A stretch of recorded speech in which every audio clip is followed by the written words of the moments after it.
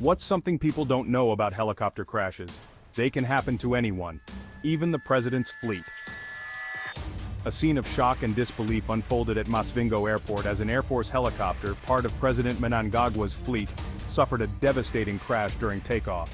The chopper, transporting high-ranking officials and VIPs from Masvingo to Harare, had just wrapped up its role in an event organized by the ZANU PF Youth League.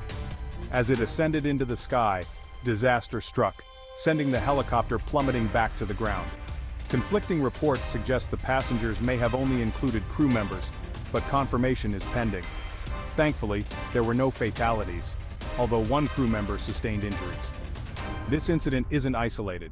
It marks the second time a presidential helicopter has experienced technical issues, prompting urgent investigations and a review of security protocols. With Mnangagwa's bid to extend power, this crash underscores significant concerns about resource management and political tensions. Stay tuned for further updates on this developing story.